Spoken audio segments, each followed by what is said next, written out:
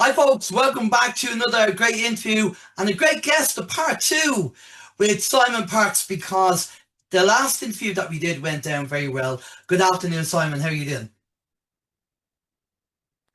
I didn't want to interrupt you, so I had myself on mute. That's okay. I'm fine, thanks ever so much.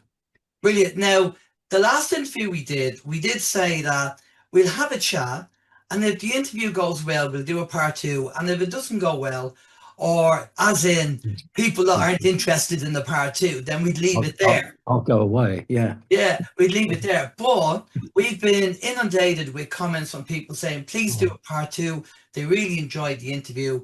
And so here we are doing a part two. So before we crack on and have a chat, I just want to make a quick announcement. As some people know, Circle of White Light, I have a pay it forward appeal. And any donations that come into the radio show go to a worthy cause. It could be a homeless charity, suicide, animal charity, or just somebody that could be struggling. And the last donation that came in, I work with a chap called Tom Duffy, a great guy, and he has his finger on the pulse and he knows people who are struggling. And he came across an elderly couple. See, over in Ireland, a lot of people are struggling, like in the UK, and it's either, do I buy food or do I get heat? Do I get oil? So the last donation went to this couple. We got a couple of drums of oil and they were delighted. They invited Tom in, get him a cup of tea and a biscuit and all that kind of stuff. And they were just delighted that they could get some heat into the house. So that was the last donation. So the latest donation now, which is going to be shortly, I'm doing a video about it shortly. Tom has found another couple in the same situation, an elderly couple, again, buying the food but not heating the home. And you know, when it's cold in the UK and Ireland, it's pretty cold. So just to say to people, a big thank you for the people who do donate to Circle of White Light and pay it forward. It's much appreciated. Obviously, I'm going to do a video and I'll show people the receipts of the oil drums, because transparency is very important. You know, there's a lot of scammers out there, and I like being transparent and showing people the evidence and the receipts on any checks that are being paid, that where the money is going, so they have evidence, they can see the evidence of it. So just a big thank you to everybody who donates to Circle of White Light and pay forward. You are helping people, and it's much appreciated. Okay, just a quick announcement there. Simon, brilliant to have you back on. We had a great chat, and I want to give you some credit, right? Folks, when we did the first interview with Simon said, before we did the interview, he said, I'm going to take the interview. When you do it, I'm going to put it up on my website and I'm going to promote it and push it out there on social media. The amount of guests that I get on and I interview who do that are very few. And Simon was the only one that actually verbally said it before we did the interview. And that means a lot to me. And that says a lot about Simon as a person and a character, and how humbling he is, because he said that before the interview. And I don't want to give you a big head, Simon, but I do appreciate that. Thanks for doing it. I don't understand why other people don't do it. Why wouldn't they? I don't understand it. You know, PR and marketing, you're promoting yourself and promoting other people.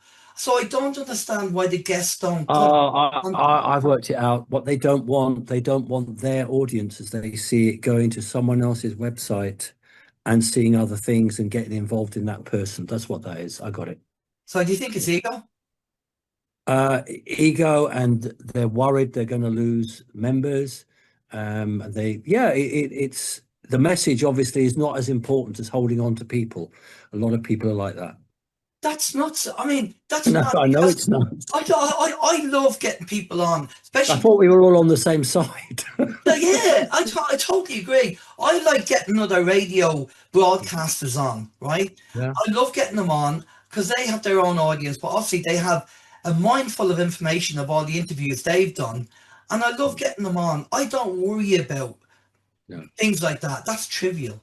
But if I suppose you're right, Simon, if you have an ego and you're worried about your audience, you know, going back years, because we've been doing this a long time, going back to the early days, and I'm talking about 2010, 2011, there was so much more camaraderie in the alt media. We were all on everybody's show and we were all helping each other and everything else. Nowadays, that just doesn't happen. I've reached out to people on alt media and said, come on the show, promote your show and everything else. No, you're okay, thanks a lot, I'll just stick to what I'm doing.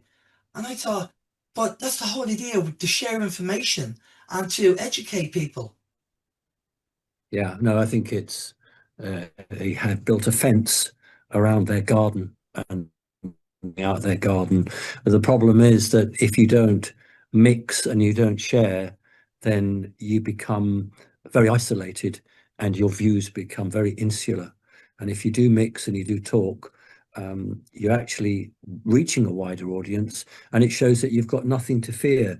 People who hide in their own back gardens are frightened that they might get asked questions, and then they just can't stand up to it. So no, you're right. I remember, because you and I have been going about the same time, 2010. People would fall over themselves to help you, and you just buy them a pint in the pub, or you buy them a coffee, and and it was like that. Yeah. And then what happened is it's become professional, which just means it's become slick, and a lot of people, they don't want anyone sticking their nose in. So yeah, you can tell the Patriots, because the Patriots do want to mix, they do want to talk, and I'm afraid a lot of people just become businessmen. Yeah, and the other thing I've noticed as well is that some of the people who I've done interviews with, yes, they don't do the promotion of on the actual interview, unless of course they're interviewed by somebody like Joe Rogan, or somebody that has a massive audience, and then they put it up there. And That's name dropping. That's all that is. Yeah, but I think again that's the ego getting massaged again with the hey, I've been on Joe Rogan show, or whatever, whoever it is. I just used, doesn't have to be Joe. I just said, well, his name, because he has a big audience. Sure. But I don't know. It's just changed. I don't know where we're going to go with it, with the alt media, but I know it has changed, and I've pulled back a little bit from it for that reason, because you reach out to people and you say, look, why don't you come on the show? You've got great information. Let's have a chat about it. And they go, no, you're okay. If you're lucky, they reply, because a lot of people don't even reply to emails. And I have, my viewers will say, hey, Alan, I like this guy or this woman. Will you interview them, email them? And I'll go, yeah, sure. I send them an email, and they don't even bother getting back on it. Well, you need to tell your audience who replies and who doesn't, and what they say. Be quite open and transparent with them, and say, hey, I did ask them and they haven't replied. So yeah, be honest. Do you think I should name drop? Yeah, well, yeah, because it's not about ego. It's about saying that you're responding to the requirements of your audience. The audience say, please, will you interview this person? And they'll think, oh, well, why doesn't Alan ever do it? And so just say, yeah. And I mean, the person I get asked to do things with most is Kerry Cassidy, and Kerry always says yes. But you need to say to people, I did ask them, but either they turned it down or they didn't reply. Yeah, just be truthful. Yeah, no worries.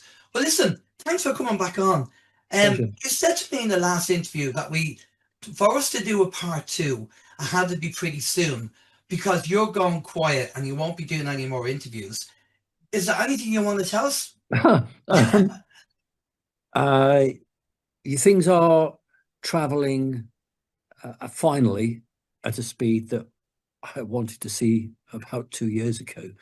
So things are moving very quickly, and I will probably have to be quiet in March. So yeah, I'm not disappointed. And a lot of the things that occur, of course, are not on the television. They're not even on alternative media, or if they are, they're, Alan, they say, I've heard great news, but I can't tell you about it. And that's actually really bad. Yeah. So my standpoint is things are happening exactly as I expected. And I'm glad that we're doing this talk now. Okay, so are things looking good at the moment? Yeah, I think depending. I think for America, they're looking extremely good. I think for Great Britain, it's not looking as good. I think there's going to be a lot of choppy water in the next 2 months before it gets better. So certain countries are going to show quite a big positive upswing, and other countries are going to still be dropping down. But generally speaking, for the English-speaking world, it will be a reasonably good mid-range and a very good long-range forecast. For the Asian countries, it's probably be very good quite quickly. So yeah, it's regional. So one country will do better than another in the next few months. Okay. Is there anything specifically that you can tell us that we can, look forward to? Like I'm in Ireland, and Yeah, a lot of people, it's a lot of doom and gloom because their government is like the UK government, yeah, confident and all that. So, well, I think what I can say is that I definitely have had information that the truth, the unspeakable truth that certain people won't talk about will come out. But we're looking at after Easter. So Easter is a very special religious holiday, and after Easter, which is April, then things about what's happened to the children, things about the corruption, the American government will release. So I think what they've done is they've got the normies half interested with Jeffrey Epstein and half beginning to believe. And then I think after Easter, they'll release some pretty hardcore facts. So that's important, because it's always a worry that they might not release it. But I've been told, yeah, but it'll be after Easter. Okay. So what we said in the last interview is that we're trying to do a Q&A, and there's been a lot of comments under the last interview that we did, and I have some of the questions here.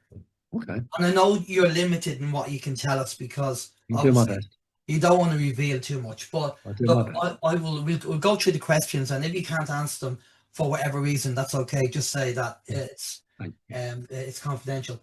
Okay, the first one is a chap. He said that he's retired from banking, and he said, why couldn't I work in a redemption center?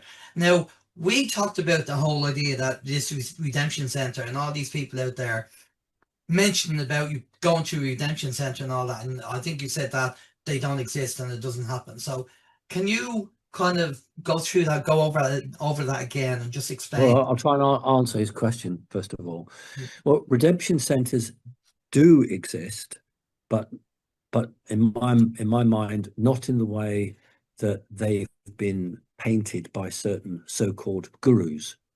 I remember talking to Charlie Ward 6 years ago, and Charlie Ward saying to me, Simon, how many redemption centers are there?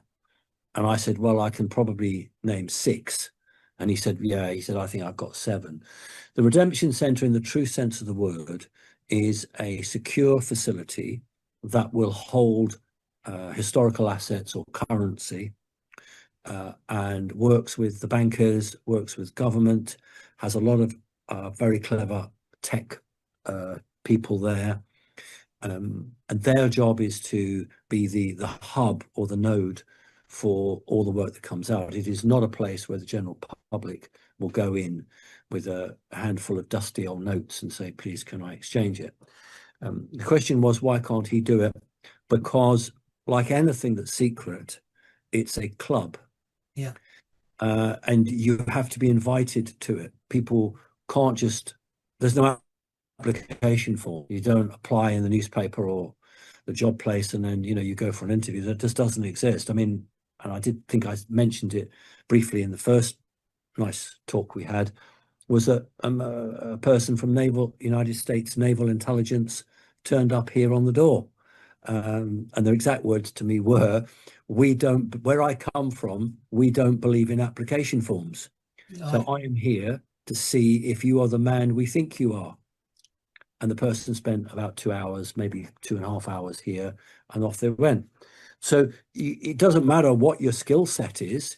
You might have been very high up in a bank, but if for whatever reason you've not come, as someone once said to me, over a radar, you're not on the radar, then they won't come to you. So it's got nothing to do with the quality of your member who's written that in, your audience.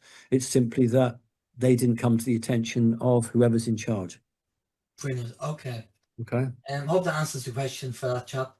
The next question is, if you have Simon Parkes on for your intel, I guess Charlie Ward should be interviewed as well, since he stated he will be helping with Nasara Jasara money transfers. So is Charlie, are you working with Charlie, or what's Charlie doing? No, since Charlie got asked to leave, and I was told I can't appear on the stage with Charlie, and I had the strength. I actually phoned Charlie and said, listen, I've just had a phone call from the Pentagon, and they've told me because of what's happened. Sorry, Simon, just say that again. You broke up. There's a little bit, sorry. There's a little bit of a delay. Yeah. So I got it's probably somebody listening into us now. And I got a phone call saying that I could no longer appear with Charlie Ward on stage. So I did actually, have the courtesy to phone him myself, rather than send him an email. I phoned him and I said, look, they've just said that to me. He wasn't surprised. And so I said that it's the end of our relationship. So Charlie is no longer involved with the RV. Look, Charlie Ward, great skill set, very useful, and will be useful to the White Hats, no doubt about that. But Charlie isn't directly involved in the RV anymore because of what happened, and it made it very difficult. Right. Okay, that's okay. Right. The next question is, and I'm just reading them as they were posted up. Okay.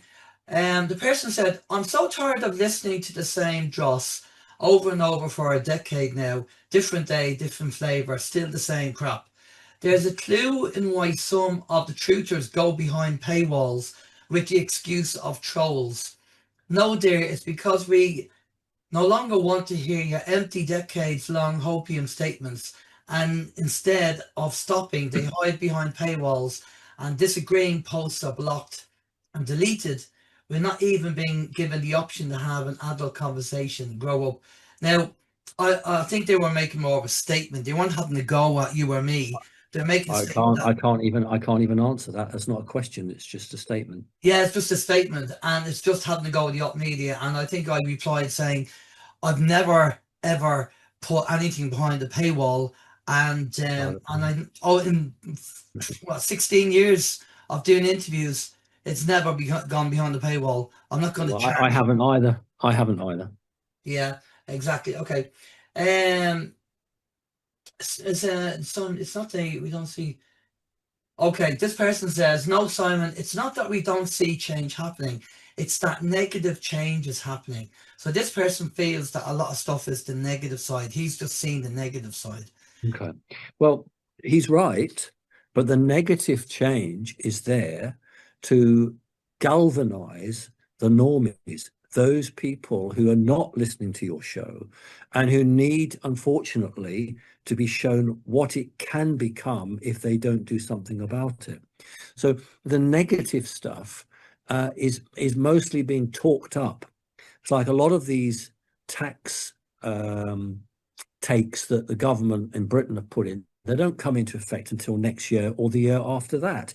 Well, they know damn well that there'll be a different government in by then. So a lot of it is we all know people who don't listen to us, they don't engage with us, they love the BBC, they love it, the CNN, and the only way they change their mind is when unemployment goes high, or when they use face recognition cameras and they start taking them to court because they say you were here when of course they weren't. Yeah. So unfortunately there are some countries which have been very slow to catch on, and those countries are now getting it, and Britain is one of those countries that was very slow to get it, and as a result of that, things aren't going to get better until they get worse.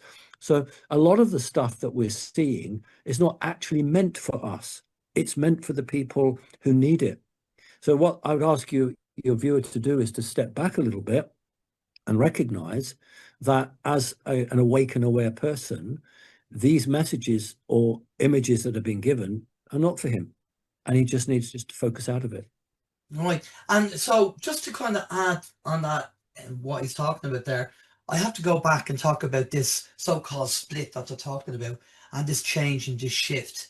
And we know there are people who are in the matrix and who are they believe Keir Starmer, they believe our leaders, and they do everything they're told and all that stuff. And then obviously they have people like ourselves. Do you see that gap widening over the next this year, the next couple of years? Yes. And yes, it's going to become a chasm. It's going to become huge. And what is going to happen? Is it a frequency change? Are we going to not see these people anymore, or what do you think might happen there? I think you're such a busy chap. You've forgotten what we talked about the first time round. Probably. But basically, what will happen is that they won't just vanish like ghosts. Yeah. Because that isn't really the right way to deal with people. What I've said will happen is that sterility will start to take over on planet Earth, and those people whose frequency is not aligned with the Schumann resonance, it's not aligned with the Earth's natural core resonance. The planet is a female entity, actually. It's a female Earth, she, her. They will not be able to have children because the frequency will be so out of step with the world that they can't bring children onto the planet. And then over a period of typically 100 years, what will happen is that the people who have children are those whose frequency has kept pace with the change in the planet. So it's a natural, it's a bit like Charles Darwin's selection in reverse, shall we say. It's rather funny, that. But no, you won't wake up one morning and Granny's disappeared. It's not going to happen like that. So the evolution's going to take a good period of time. I mean, we'll be passed on by then anyway. Well, you might be. Right. Okay. Well, it's just a shame. I have so much more work to do.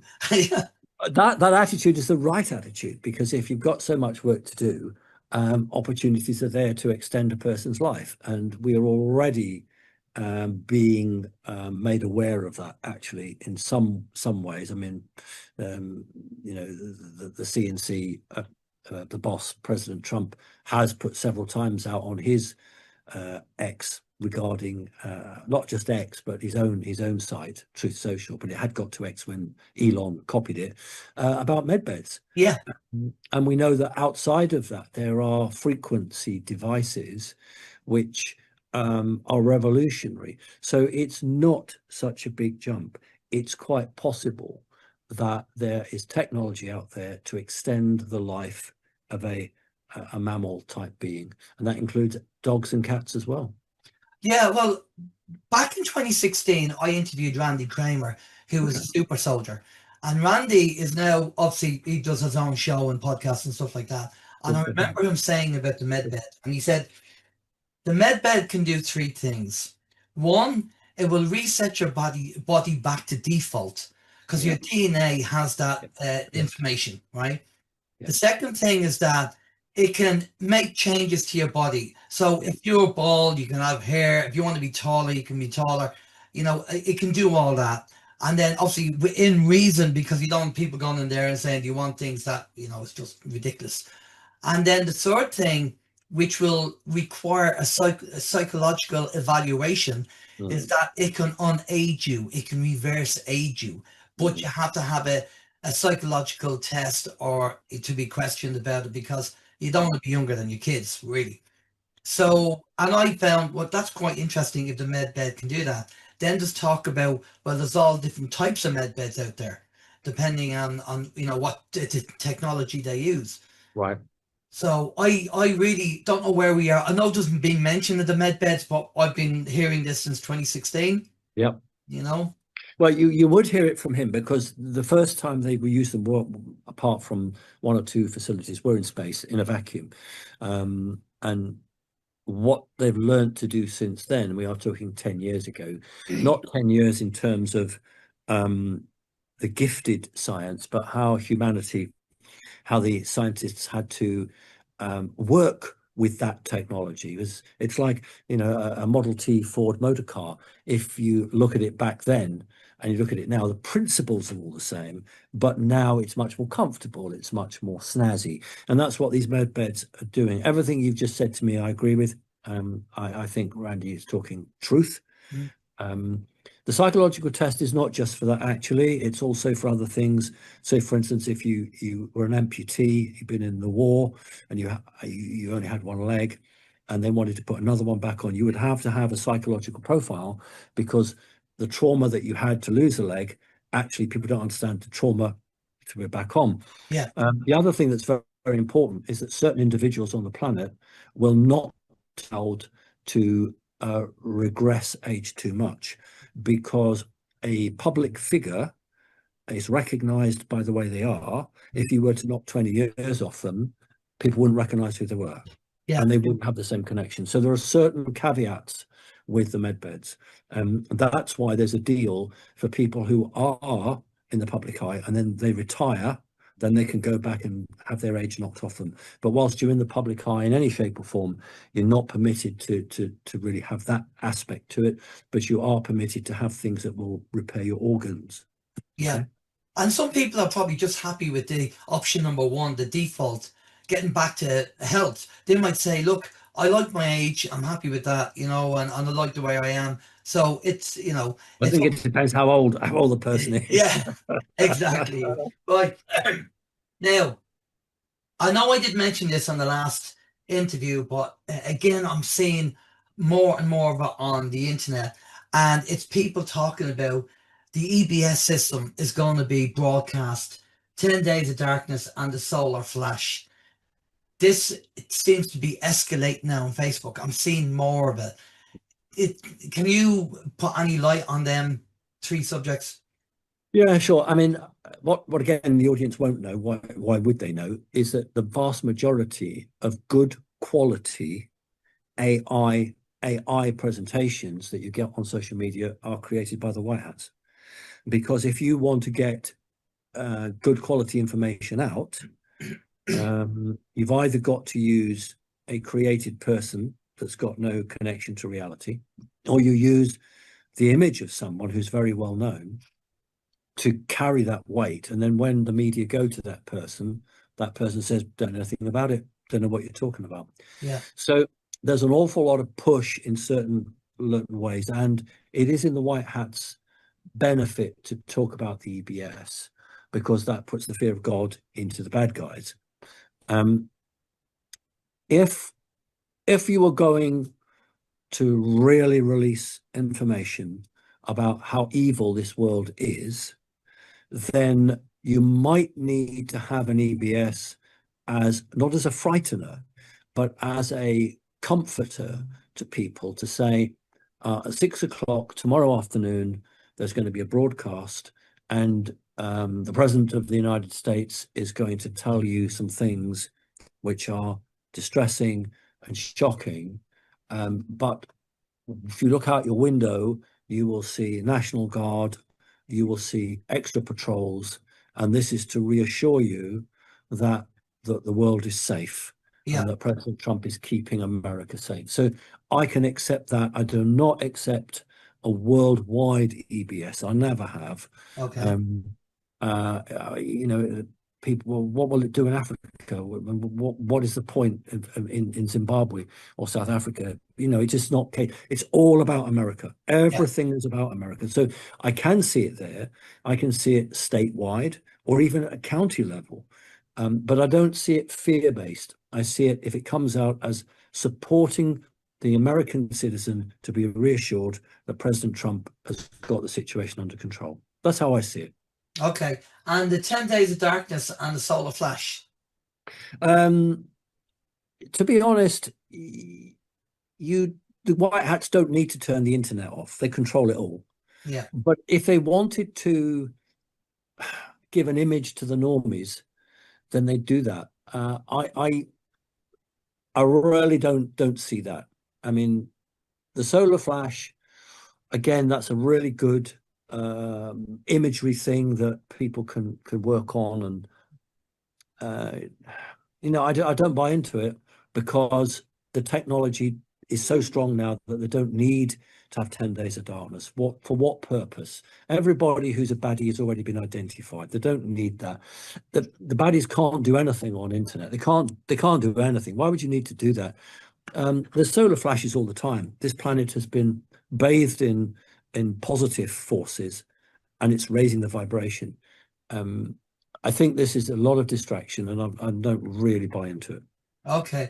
No, it's just been mentioned that Betelgeuse is going to go supernova, and that would, if that do go supernova, it would trigger Earth Sun and then cause a solar flash. That was just mentioned. No, that would wipe everyone off the planet, wouldn't it?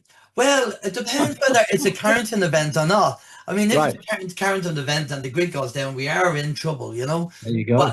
But I agree. We've had so many solar flashes and CMEs anyway over the last few weeks, and the Schumann's off the charts at the moment. So, you know, our magnetosphere is still holding up, and it's still strong. We're still there. Good.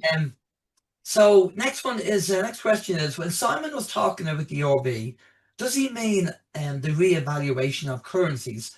I got a lot of dong, dinars, zims, bolivars, you name it, as well as budgets for projects. I take it he considers Kim G to be somebody else involved with the RV. I'm still not 100% sure if that's the case. I don't even know who Kim G is. No idea. That should tell people quite a lot. What I'm hoping is that banks will be the so-called RV, and I'm hoping that the white hats will have the compassion to allow people who have invested, local people, I'm not talking about, you know, big bankers, local people who've got, you know, some amount of currency, to go to a bank and get a decent rate for it, so that if they spent, say, $3,000 or £3,000, then they can get like 6,000, 7,000, 8,000, 9,000 back. So not a millionaire status by any means, but certainly get back what they paid and a bit more. But the name you mentioned doesn't ring a bell with me at all. Remember that people who are genuinely involved in the revaluation or Nasara Jasara are very guarded about what they say. And, you know, there are some guru commentators who talk about they're under an NDA. Well, most of them are only under an NDA because they have a bond with a particular group. They don't have an NDA with a wider group, you see. So if you bought let's just say a Yellow Dragon bond from a lawyer, and that lawyer is part of a group, then you would have an NDA that you couldn't talk about that group. But what a lot of these people do is they pretend that the NDA is bigger and they can't talk about anything. And that's just wrong, because an NDA generally is about the business deal that you're in. And some of us, and that include Charlie Ward, include myself and a few others, have NDAs which are wider than the immediate relationship you have with that particular stream. But of course, it's very exciting, isn't it, to go on a radio show or have your own podcast and say, hey guys, I've got an NDA and I'm not allowed to talk. It's a great cop-out when you've got nothing to say. Yeah, I totally agree. Right, another question for you. I was intrigued when Simon claimed that the current chemtrails are white hat ops to flush out bad chemicals from the soil, from the bad chemtrails. Obviously, where he lives, he's seen a lot of chemtrails, and you know, obviously he's concerned about it. Yeah, of course. Well, there are some areas of Britain that have not seen any for months, and there are other areas that literally have been like really hammered. But you see, trees, obviously roots go down a lot deeper, but we generally, big trees like oaks and ash, we don't tend to eat the berries off them. But apple trees, the roots don't go down quite as deep. Certainly corn, potatoes, carrots, all of those, their root system is quite shallow. And so if you can flush out the cadmium, the mercury, all of these heavy metals, if you can get them down to about 5-6 feet, then the root crops are not contaminated. And that is what they've been doing.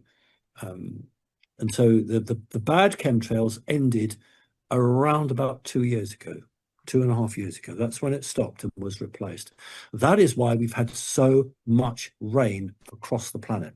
and Britain's no exception. We've had floods after floods after floods, and it's not to flood tunnels out, because they've done all that in Britain. It's literally to get rid of all the heavy poisoning. I mean, people, perhaps should realise that they were not under the bad guys. They weren't allowed to chemtrail over the Strasbourg European Parliament. They weren't allowed to do any of that. There's certain key areas where the bad guys wouldn't do it, because they knew what was in it. My grandfather, who was a British diplomat, he was a British High Consul, the British Embassy in India, and he worked for MI6 and CIA. In 1969, so how old was I? I was 10 years old. In 1969, he said, I won't mention the name of the toothpaste because we'll probably get sued, but he said it was a toothpaste with a stripe in it. Right, okay. He said, right, they put fluoride in this. You're not ever to have this anymore. 1969, you're not to have it. And he said, this is the toothpaste you're going to have because it's fluoride free. Wow. So the elite always have known. The elite know, and the elite have been protected. One of the young people that I got out of I deprogrammed her, and she was very much part of some of these Montauk projects. She literally was working for some of the very evilest people in the world, but their knowledge about, even if you can see them as victims, which she was, but they're valuable victims to the bad guys, and so they are absolutely clued up on what you can and what you can't eat and what you should do, and the elite have special vitamin factories over Europe, and the elite can buy vitamins. I don't mean the rubbishy, watered down vitamins you get from the high street shop, but good quality vitamins that only you can have if you have the special password. So what the good guys are doing is trying to counteract that without telling the truth to the public, because they don't want a mass meltdown. Yeah, well, definitely with the amount of rain that we've had since Christmas over here in Ireland. Phenomenal. Oh my God, it's unbelievable. And the flooding and everything else is just been chaotic. It's washing it all into the sea. That's where it goes. Yeah, it's just been mad. The good question. Sorry? He asked a good question. That was a good question. Yeah. Well, I heard a rumor, and I don't know how true it is, that the state of Florida are actually banning all aircrafts that are trying to do chemtrails. So I don't know how they're going to do that, but maybe again, it's part of a narrative. If I want to bring to the normies' mind, if I want to get into their psyche, I then have to say, we're banning this, we're banning that, because otherwise, and they'll say, oh, I didn't even know they existed. So they are all banned, but by doing that, it makes people who don't normally understand the truth. That's an awful thing to say, but they don't normally understand the truth. That's why they're missing everything. And they suddenly think, well, the government is outlawing this. Therefore, that must mean it's been happening. And that's a really good way to educate people. Brilliant, brilliant. Okay. And the last one on the list is that all the questions? Can I go now? There's one more. Is that all? I thought you had about 50. Go on. No, I wouldn't do that to you. That's gonna be for part 3. That's gonna be Christmas. Yeah, that'll be part 3. That's fine. It's fine. It's fine. Now I know you can't comment on other people's work and stuff like that, and that's fair enough. But question is, a lot of channelers out there and people who are getting dreams and like connecting to certain entities and stuff like that, they're making predictions based on what they've heard through source, God, spirit guides, ETs, the whole lot. And there's a lot of contradictions that are going on. And obviously everybody can't be right. So what my concern is, with these people talking to whoever they're talking to, if 50% of them are wrong, who the hell are they talking to? What do you think is going on there? Well, let's go back in history. There was a man called Adolf Hitler. Even now, the truth is deliberately hidden. But he was surrounded by people from an occult society called the Thule Society. And in fact, most of his officers in the organization, I don't mean military officers, I'm talking about between 1919 and I guess 1925, were all paid for by the Thule Society. And this was a very powerful occult organization that had channelers who believed they were channeling a particular source. My belief is they were channeling a negative form of non-human entities who were responsible for artificially altering the history on Earth. So it's not the person that's the problem, it's who they've hooked up with, who's hacking their call. And many people believe that they've got from Archangel Michael or wherever it is, and some of them are probably true, but in many cases they're not, and they've been fed false information. So this is why in my organization, Connecting Consciousness, I say to people, and we say to people, ask yourself, ask your higher self, ask your heart, whatever, does this person resonate with me? Does it sound right? Or does it just sound a bit wrong? And ultimately just believe what you think is right. And that's the best advice. So all through history, people have had the gift to be able to do that, to be able to communicate with beings or entities or energies from another world. The question is, what is their agenda? If their agenda is good, the information you'll have is good. If their agenda is not good, then your information is not good. And look at the individual. If a person is talking, but their physical features or the way they act doesn't match the words they're saying, well, again, that should set alarm bells ringing. And be very careful of people who don't want to take questions. They want to come on, do a performance, a presentation, and then off they go, because they don't feel they can stand up to scrutiny. And you know, I don't want to make a big thing of it, but before we came on, you very kindly offered to me, do you want to know what the questions are beforehand? And I said, no, just read them out as we get them. Because if you're speaking the truth, you should have you don't need to like, oh, I need to know what people are asking. Why? The truth is the truth. Yeah, fair play to you. You know, you said, no, we'll just do the show and I'll ask the questions. Do you believe that voice to skull technology is also being used with some of these people? Oh, that's a really good question. Is that your question or one? That's my question. Right. It's been used by both sides. The bad guys have used it for, 30, 40 years to make a person believe they really are hearing something. And then the good guys have used it to overcome programming that somebody else has already been programmed. So it's both sides use it, and it's microwaves, and it's started in Long Island, actually, from a human perspective.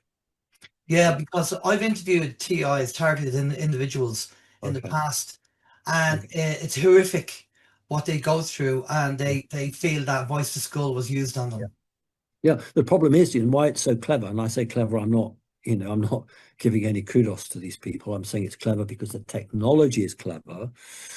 That you see, if you go to a doctor, they'll just say you need to go to an asylum because you're insane. Yeah. So you can't go to the doctor because they'll just fill you full of drugs and lock you up.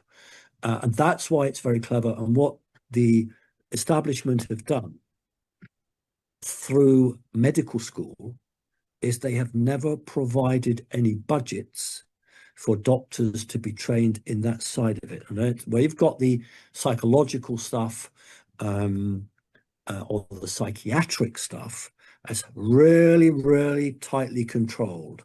So there is no room for you to be telling the truth. If we take a wonderful person, Mary Rodwell, and I worked with Mary for a little bit. She's a wonderful person. She was originally a qualified nurse in Australia. Say that name again, Simon. You broke up there. Mary Rodwell. Mary Rodwell. Okay. Wonderful woman. Yeah. Qualified nurse. I think she was Australian. I've interviewed her. Yeah. Oh, fantastic. Great. Well, then your audience will know what I'm talking about.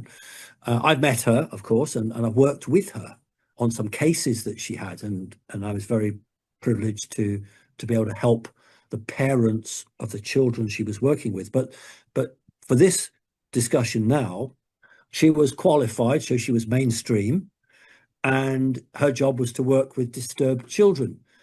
But after doing it, she suddenly realized that all of these children who didn't know each other all had the same story. How can that be? How can these kids, hundreds of miles apart, all right, all over the country, how can they all be telling her the same thing? And she suddenly realized that it was the truth. And therefore she realized that she was being taught lies by the establishment. And then she went and set herself out as a supporter, an expert help, mainly for the parents of these young kids, because the kids normally cope much better than you'd think, and it's the parents who can't cope with it. So the establishment, as we stand today in 2026, officially does not accept all of this because it would interfere with their happy game. That's it. Yeah, no, totally agree. Going back to the OEM days, myself and Steve were trained by two TIs on how to scan people for microchips, and I still have that technology. But they did say to us, within a few years' time, it'll change because it's all nanotech. They'll have it in the vaccines, and you won't even be able to scan it anymore. That's right. Well, not with the way that you. Not what we have yet. Yeah, when I was doing, I don't do it now because I'm so involved with the RV and I don't have the time for it. But when I used to do the deprogramming, the oldest person that I ever had to do deprogramming on was 60 years old, and the youngest was 16. So the 60-year-old, the programming technology was very ancient and basic. It was all built on the yellow brick road. You know, Dorothy, etc. Yeah. That was it. The 16-year-old one had booby traps set in for people like me. So they'd learned over that period of time that there were certain individuals who could, like you said, remove these chips or deprogram people. And so they started to build in this protection for what they'd done. So it's a bit like in the real world, shall we say, the physical world, attack and defense. So you build a new gun, then you've got to make your tank with thicker armor, then they build a bigger gun, and it's just literally like that. But of course it's not physical so much. And it's like you're saying, that a lot of these chips that you're talking about now, they exist in reality in a lower fourth dimensional laboratory, but they replicate and they appear in the person, but they're not physical, but they do exactly the same. So now you have to try to dissolve these chips because they're not physical, they're energy. And yeah, the technology is like, it's quite amazing. If only human consciousness and compassion could evolve at the same speed that the technology for war materials evolved, I think as a human race, we'd be a lot better off. Well, is that why Atlantis destroyed itself? Because they actually were so advanced with technology. And it's the old saying that I always refer to in Jurassic Park, just because he can do it doesn't mean you should. Oh, good point. That's a good point. You know, now we're coming to the end, and obviously, really, how long have we been going? We're nearly an hour. Is that all? Go on. There you go. And well, what I try and do is when we interviews nowadays, where OAM I used to do 2 hours, people's attention span is kind of limited these days because everybody's busy. I think it depends on the quality of the show. I think if it's something they're really interested in, well, a lot of people do, they do it and they stop it and they go and do their work and they come back. People, when I used to do a regular radio show every week, and people would come home from work, they put it on, then they go and do something, then they come back. I think that the reason that people's attention span is so little is because there's so much rubbish out there. If you had quality shows, people would make the time for it. I think yours is a quality show. Thank you. I am seeing so much rubbish on YouTube. Yeah. Tell me about it. And the amount of predictions coming out and people, oh God, it wrecks your head. I know that you're going to be going quiet now. at the end of February, at the end of March, and you'll be going quiet for a reason. And I would love to probe more information about what you're doing and what's going on, but I know you're limited to what you can tell us. Well, I can talk more after the event. After the event, I can talk. You know, I said to Kerry Cassidy and my audience combined at the last Wake and Aware conference that I wouldn't be able to do the conference that we would normally do in July or August with Kerry. But after that, then I and Kerry, we talked, Kerry said, great. I said, we'll work together. We will run our joint conference. We'll have one conference, both Kerry and I, and we'll fund it between us. So it isn't I'm going to drop off the face of the earth. It'll be a period of time where I won't be available. But then afterwards, when it's all done and dusted, then I can come back. And yeah, things might be different, but I'll still be there. Definitely. Well, we definitely have to pencil that in. And we can't wait for another 10 years. We'll definitely do it quicker. That was hilarious. Yeah, but I mean, 10 years, man, that was, you know, I don't know. It flew. I don't know why we didn't hook up, but I do want you to leave us with some good information. I know there's people out there struggling. I know that people out there are looking on the negative side and going, well, I'm not seeing anything change. So give us some kind of positive information. Right. So this year it does have to change, because the President of the United States has been in for one full term of office. He's got 3 years left. From an American perspective, he has the midterms, which is very important that he wins that and keeps his majority in the House and the Senate. So he's got that. That's his hard stop, as the Americans would say. That's his brick wall, which is early November of this year. We've got Easter as a very important Christian and to a lesser extent Jewish, because it's the resurrection of Christ, and of course the Jews have an issue with that. Yeah. But it's a very important Christian, and I think that you shouldn't expect to see too much before that. But after that's done, I think that those people who say, I can't see anything happening, it will be their time to see things that are happening out in the open and very obvious. So I think we've just got to wait until Easter. Okay, because I've heard March is going to be a very important month, and I heard July is going to be I agree very, very important month. Of course, because 250 years of the creation of the United States of America on the 4th of July, that would be a wonderful time for the CNC to announce no tax for anyone earning $150,000 a year, no tax on the states above a certain thing for luxury goods, payouts for kids under 18. You know, there are so many things that Trump can actually announce around the celebration time, which is far enough away from the midterms. He can't do it too near, because you're then accused of manipulating elections. You can't do a tax giveaway 4 weeks before a massive election, but you could do it 3 months beforehand. So he's got that to balance in his head. Look, I never subscribed to the view that the white hats are on the back foot, that there are delays here and delays there. That's all just cover. 10 years ago, the dates were set in stone. So what would happen and what would happen, those dates are immutable.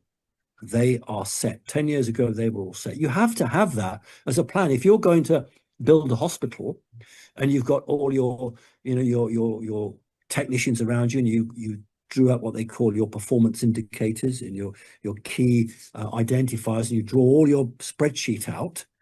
If you don't do that, you can't go down the road in 5 years' time and say, now, where were we going to put the X-ray machine? You can't do that. You have to have the plan.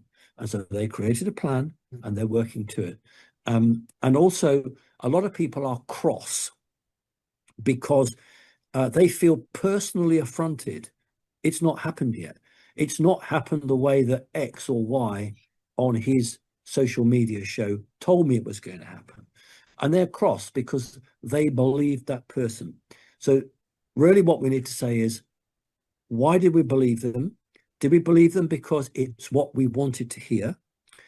And look at the reality. And I've said to try to counteract things about people who think they go to a redemption center.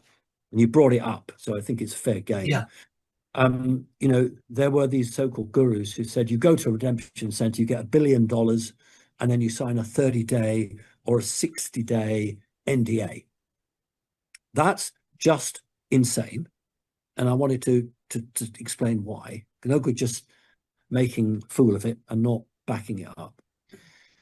If you were really truly to get $1 billion, I mean, I've heard one guy saying $1 trillion.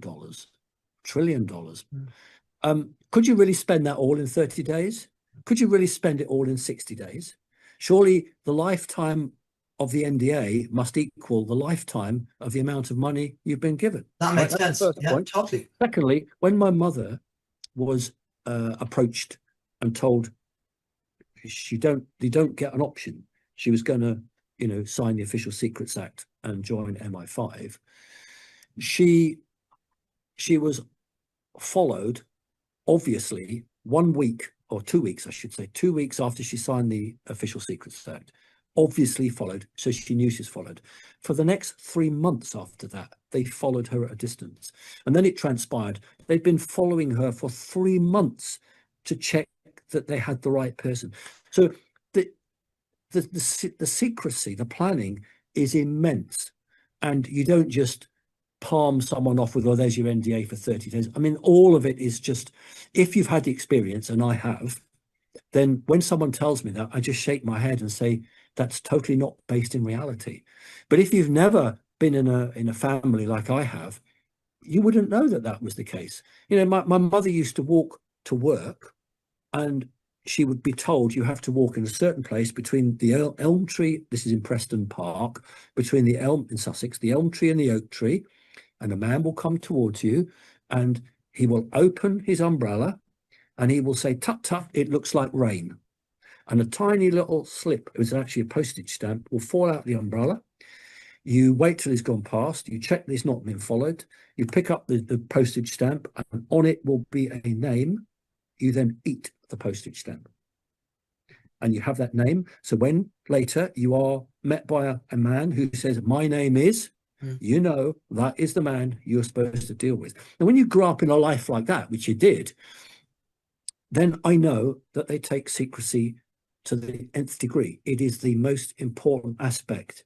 And so the way that individuals, so-called gurus, give information out, it's not right. Because why would an organization like the White Hats, who before Kennedy was assassinated, before all that, have been working to try to free humanity, why would you then go and give information out to the good guys and the bad guys? It just doesn't make sense. So what I say to people is use your discernment. Don't buy in to this constant nonsense. Just believe that there are good people out there who are very well connected and will turn this place around. And all this chatter and chitter from people who actually are not serious, they're not heavyweights. They're frankly, they're not important, and they're just being fed information to put the smoke screen up. So it does make me cross, but I realize they have a job to do and they do their job. Does your information follow the Q movement and what's being put out with the Q? Yes, absolutely. Oh God, yeah. Of course, it's real. When Trump, you know, the commander-in-chief said, I am going to go to Florida. I'm going to go and live in Florida. That was only after he let it be known that he originally intended to go to Arizona. So he was going to go to Scottsdale in Arizona, where the original quantum machine is actually based, or was actually based there.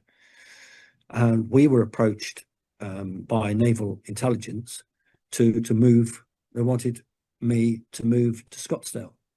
And then when the president said, nope, I've changed my mind, I'm going to go to Florida, my connection disappeared one night and was replaced by another person from Florida.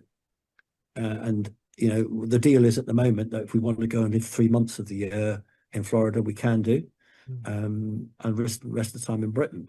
So it is very, very real what's taking place, and it's very serious. People have died. People will die, I suppose. There's no room for wannabes. There's no room for play acting. This is very real, very serious, and vast majority of people who commentate are just playing at it. And the real guys, I used to do a joke with my audience to all of these things. I've tried to give them analogies to try to hook it in their head. And I'd say to the Americans, Hollywood, your film, your film, Hollywood, America, Wild West, there's a bar, everyone's in having a drink. And then the guy comes in, 2 6-shooters, shouting out loudly, give us a whiskey, and I've just shot X, and I've done this, and I've done that, right? And he's a nobody. And then the real gunslinger comes in, quiet, doesn't say a word, comes up, gets his whiskey, goes and sits in the corner. Who's the real gunslinger? Who's the real player? And that's the way it is. If they're wanting attention, they can't be who they are, because the people they belong to don't want attention. They don't want that attention, and they'll drop you if you get the wrong attention.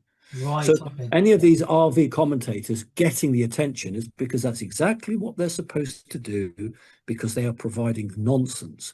And for the last 10 years plus, these nonsense speakers have been saying, it's coming tomorrow, money tomorrow, it's coming tomorrow. And obviously it hasn't happened. And they've just been used, played for a fool, to keep doing the same information, whereas I don't do that. I've never said the money's tomorrow. What I'm saying is this is a very important year. What's going to happen this year? And I'm going to have to take a bit of a break soon. And then we'll come back and do what we got to do. Well, what upsets me with these people, and this is my heart on my sleeve, is these people seem to get loads of donations. And I've always, with OAM and Circle of White Light, this is not a business for me, it's a moral conscience, and we've always given them donations to worthy causes, and we've helped people with that, and that's people helping people. There's no government involved, the solutions are out there, we can help each other, there's no savior, we all are there to help each other, and we can all help. And I look at our first interview, Simon, and it's hit about 30,000 likes, and 30,000 people have watched the interview, which is phenomenal, which is fantastic. And I'm thinking, imagine if we had 10,000 people from that 30,000 who donated $1, €1 a month, right, to pay it forward. That's what pay it forward is with Circle of White Light. And people said to me at the start, that will never work. Well, we've paid it. I paid out about 18,000 euros so far to worthy causes, and that's what upsets me. These guys are getting the clicks and they're getting the donations and everything else, and they're just using it for themselves. And yeah, what I want to do is use Pay It Forward to actually help charities and help people. Well, I get donations, and I do exactly what you do.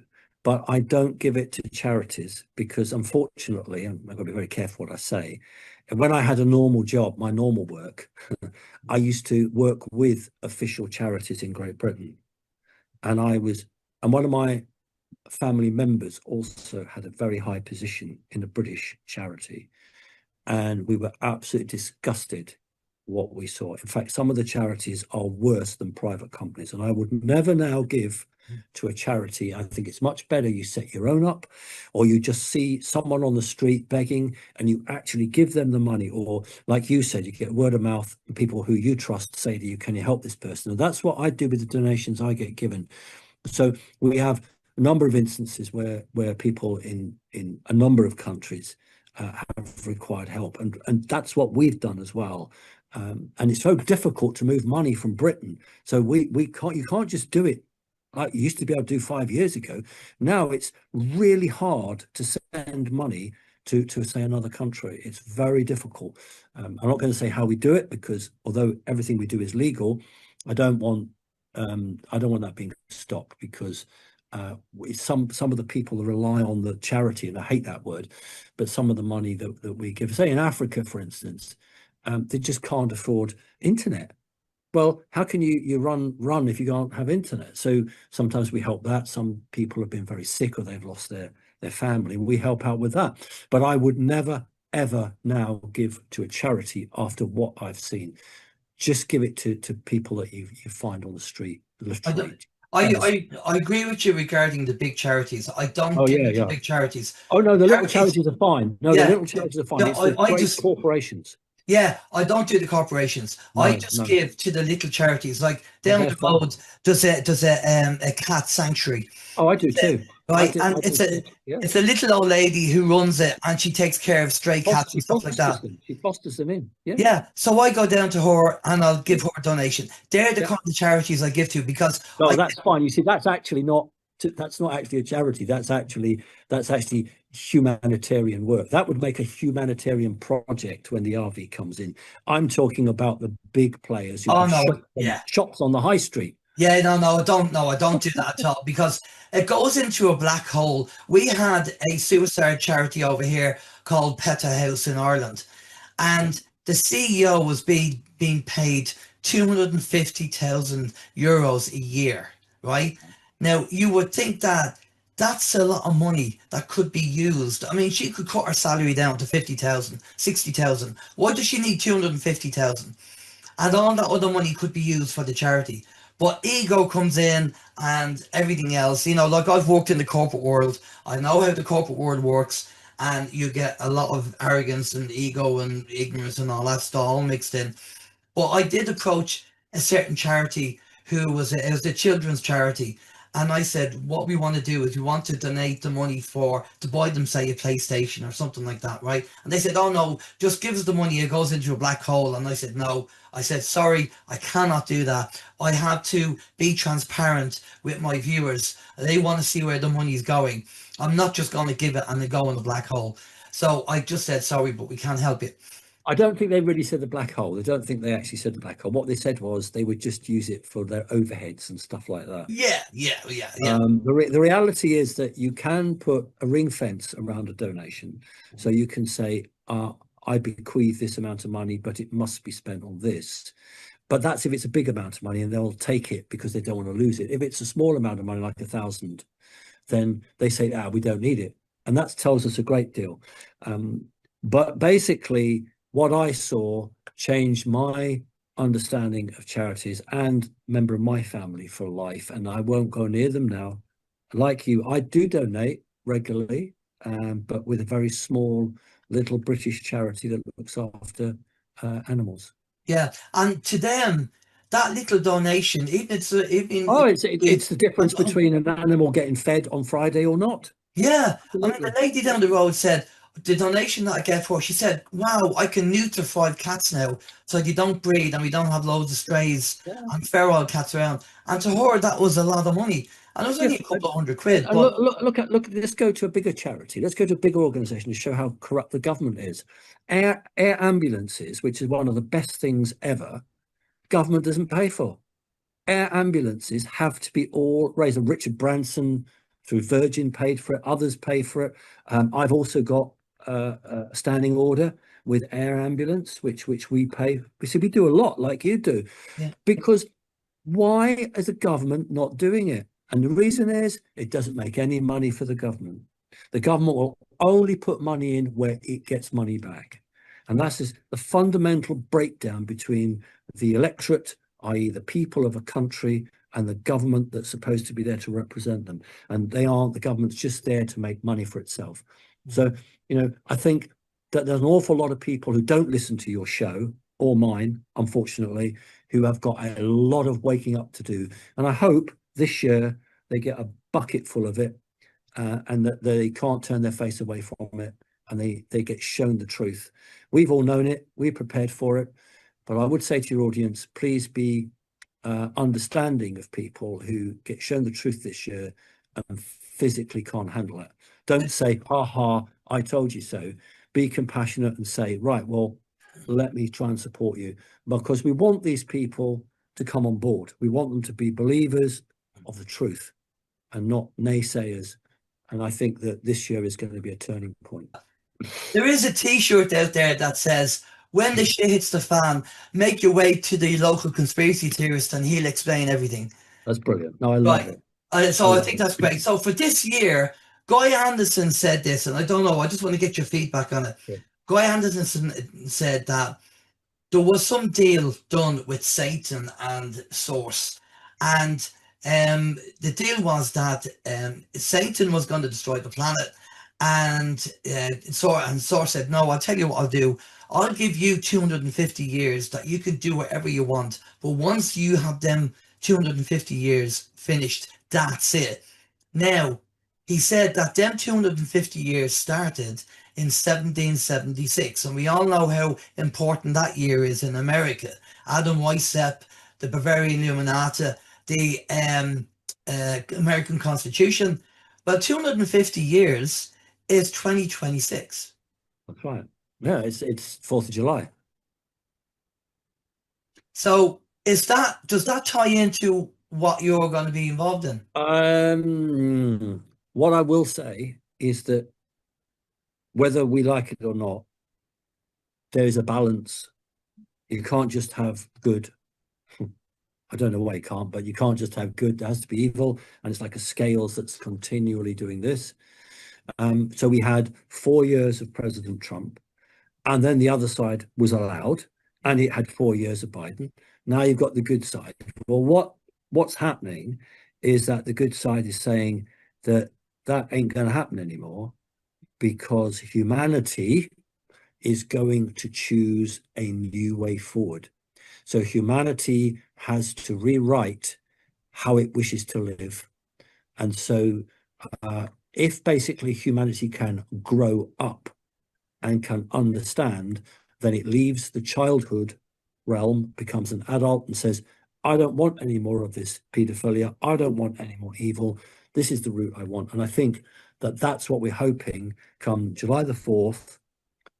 We are going to have this new way forward, which President Trump can't make anyone do it, but he can only show the way. So if anybody doesn't want to do it, well, it's because they choose not to do it. But those who do choose to do it, they will be the new people of the new earth, basically.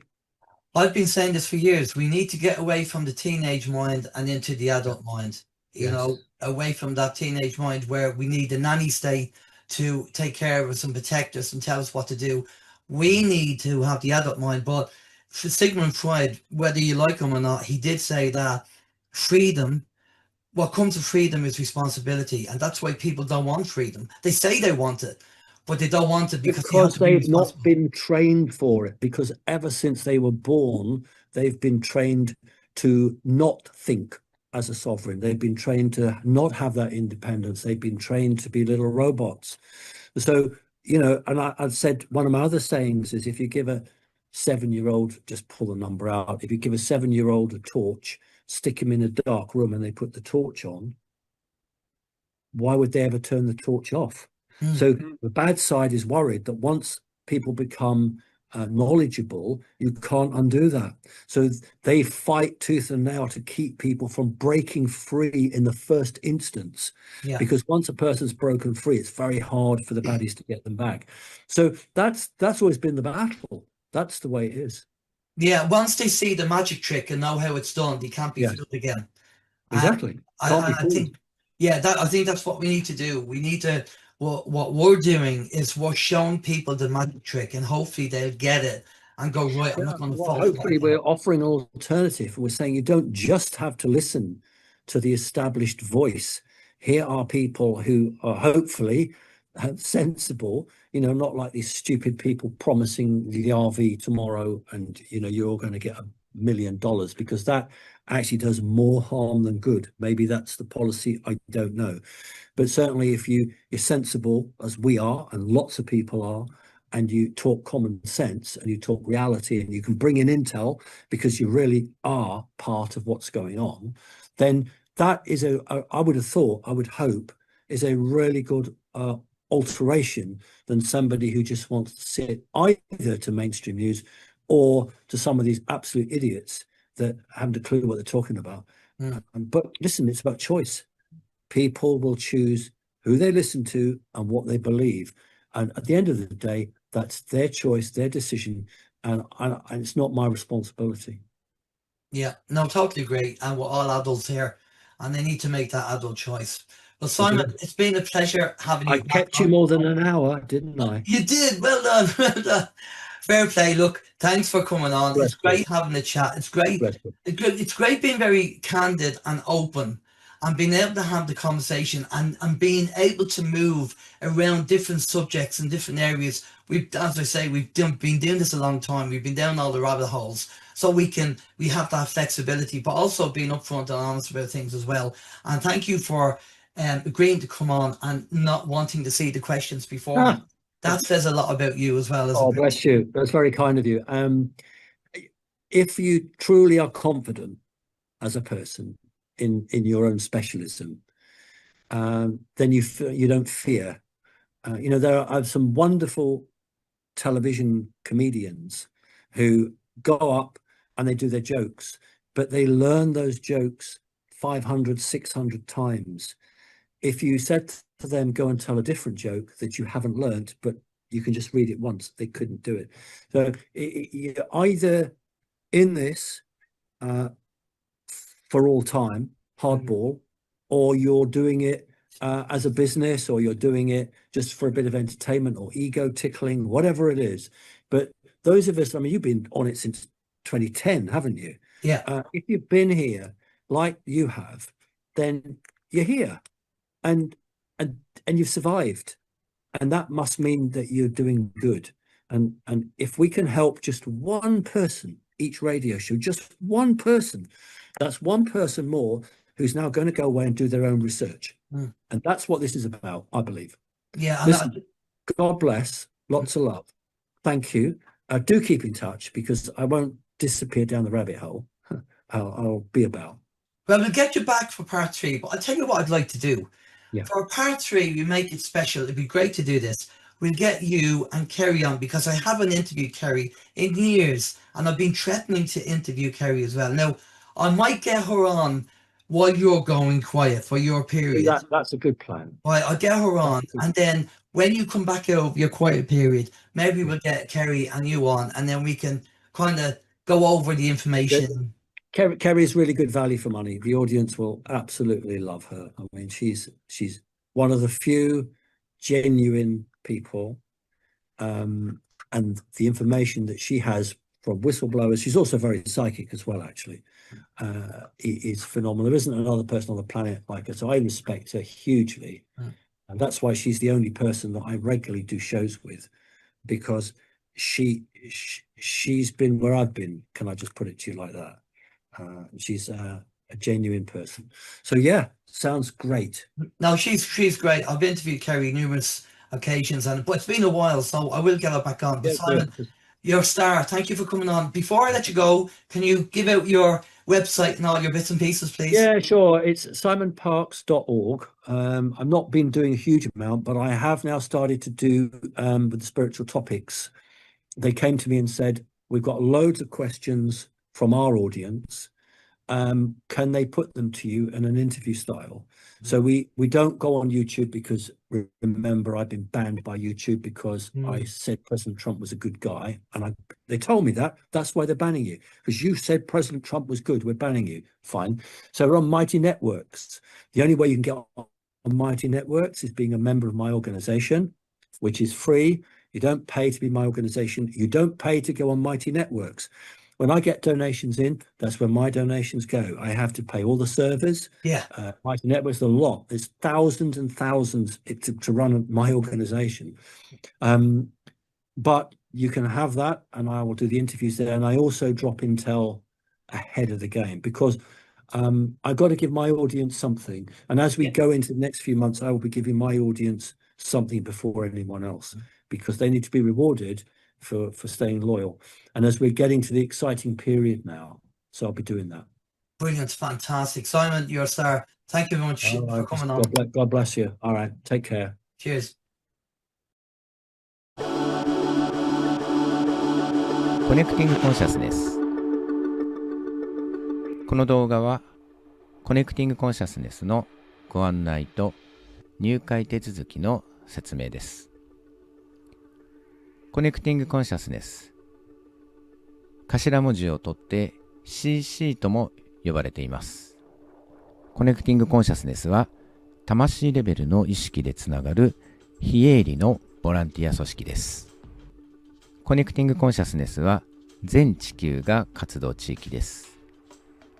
メンバーは全世界で現在約11万人となっております。日本のコネクティングコンシャスネスは JPCC 頭文字を取って JPCC と呼ばれています。現在メンバーは約1200名となっております。CC は参加費用なし、政治・宗教的背景のない独立組織です。CC は人類への貢献が最大目標としています。CC の創設者はサイモン・パークスさん、元イギリスの政治家です。ご家族にイギリスの情報機関勤務経験の方がいらっしゃるという背景があります。いわゆるアブダクションの経験もあります。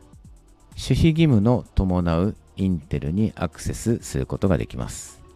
世界情勢、歴史、宇宙、スピリチュアル、新技術、あらゆるジャンルに精通されています。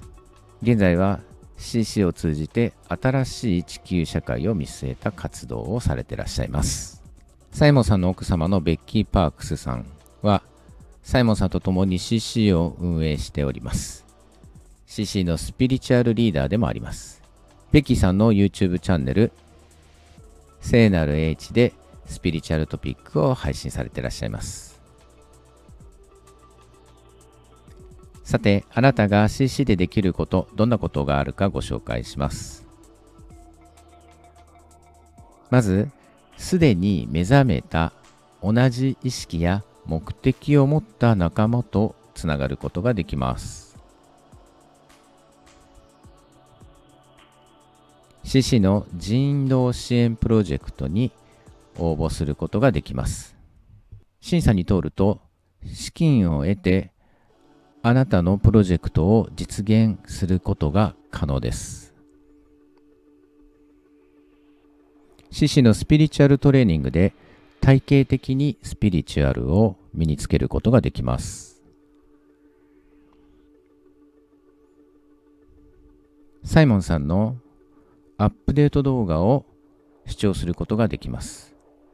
現在、サイモンさんのアップデート動画はCC の専用プラットフォームマイティネットワークス内のみで視聴することができます。それではコネクティングコンシャスネスの入会手続きをご案内させていただきます。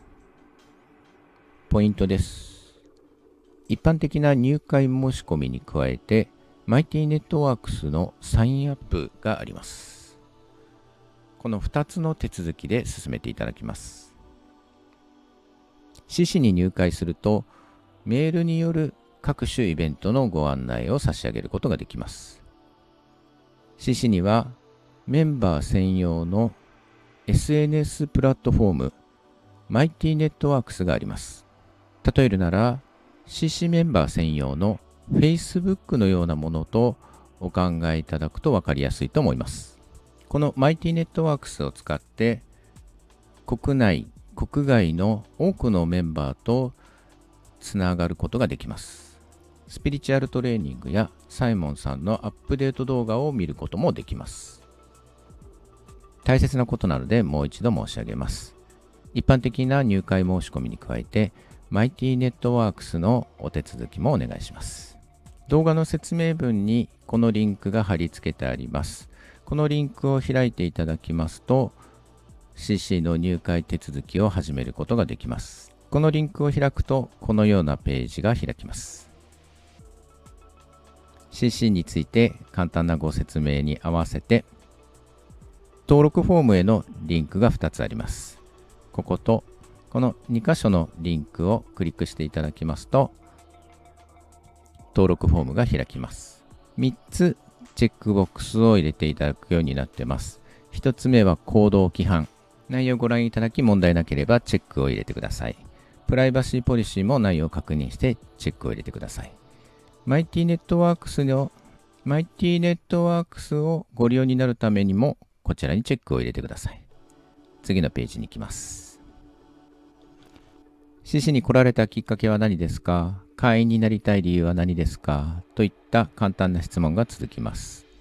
質問には日本語で回答していただけます。では次のページです。お名前、ご住所、ご連絡先などをご記入いただきます。お名前はお名前、名字の順で記入していただきます。お名前はできればローマ字でお書きください。それ以外住所等は日本語で書いていただいて結構です。